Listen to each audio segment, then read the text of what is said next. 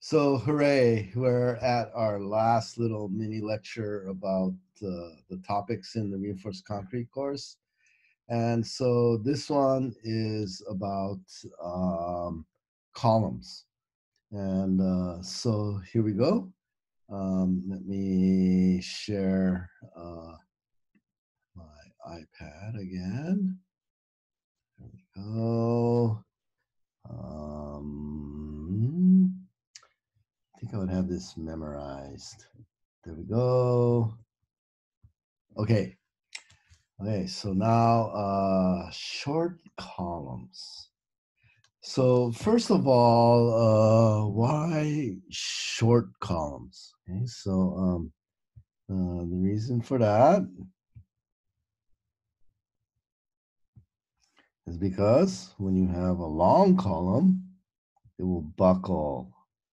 And we are not talking about buckling in this class. So short columns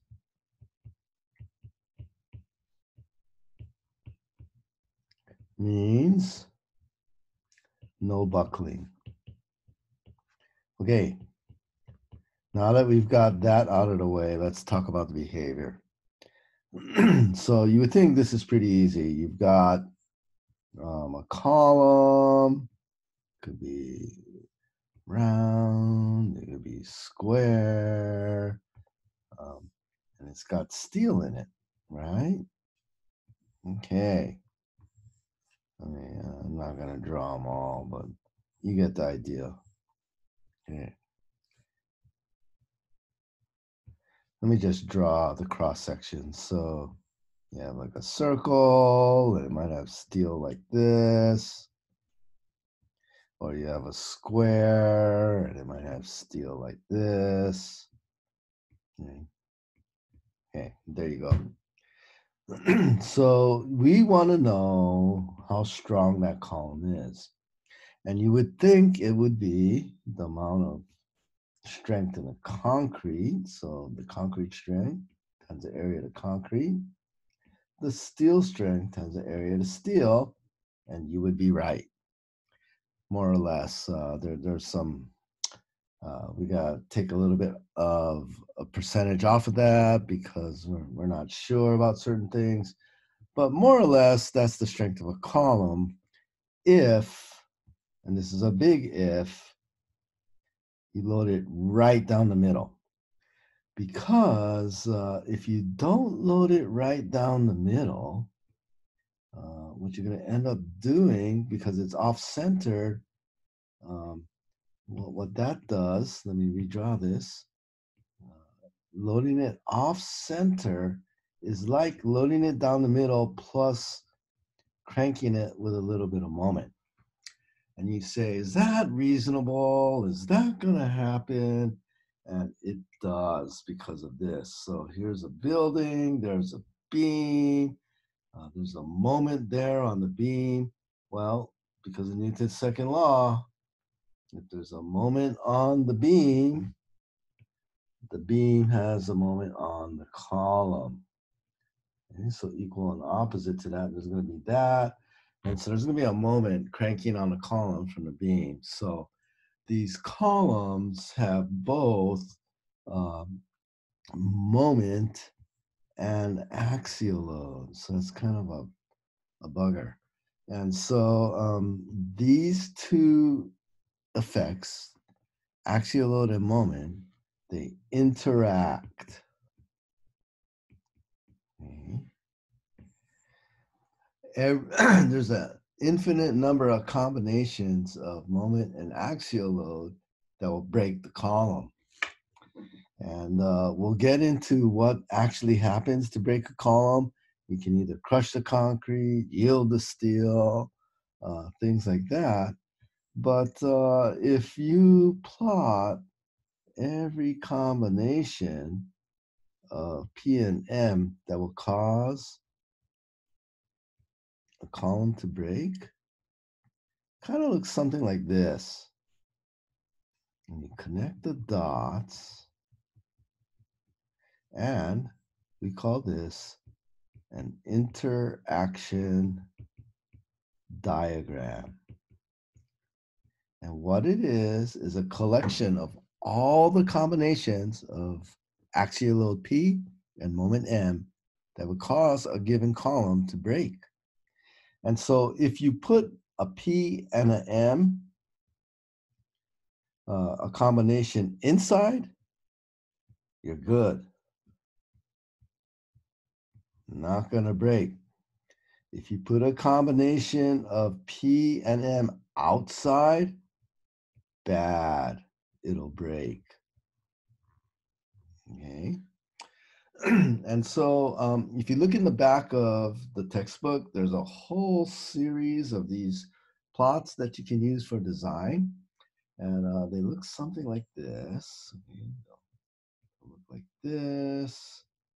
And they'll be in a series like this. And what it is, this will be if you have 1% steel in the column, 2%, 3%, 4%, and so on. And so what you can then do, and so you plot your P and M, and you're like, oh, I need about 3.7% steel in my column by interpolating between the 3% line and the 4% line.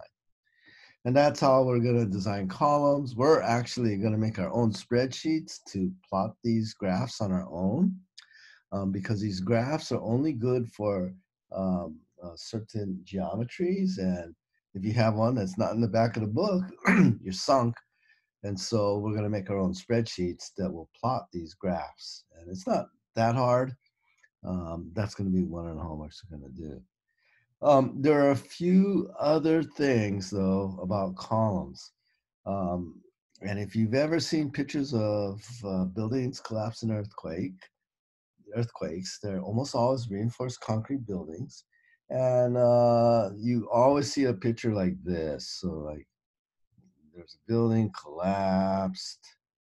It'll look like this. And then the rebar in the column will be all squished out like this, like spaghetti. And then what happened is you had the column, okay, the concrete all came off in a section because of the earthquake. And now you've just got these bars, which are tiny, skinny metal columns, and they buckle. And these bars buckle and they look like that. So if you don't want these bars to buckle, what you do is you put hoops around them and they won't buckle. And if you space these hoops close enough, the bar won't be long enough to buckle.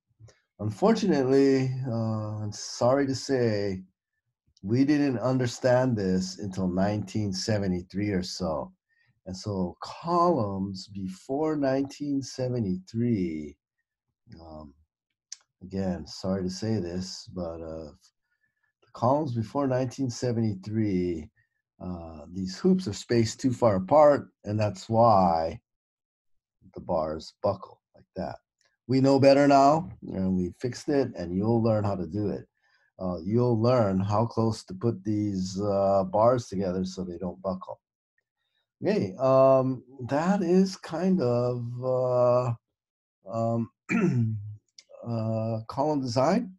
And with that, we've now done something for every part of the class. I did a little video on flexure. I did a little video on shear. I did one on bar cutoffs, serviceability, and short columns. And if you look in the syllabus, those are all the topics we're going to cover this semester. And so I've given you a bird's eye view of everything we're going to cover. Of course, we didn't do any calculations or examples. We'll slow down, go over everything again, and we'll do that. Anyway, the next lecture will actually be like a real lecture with numbers and things. But what we're going to do is do a lecture on the material properties used of steel and concrete.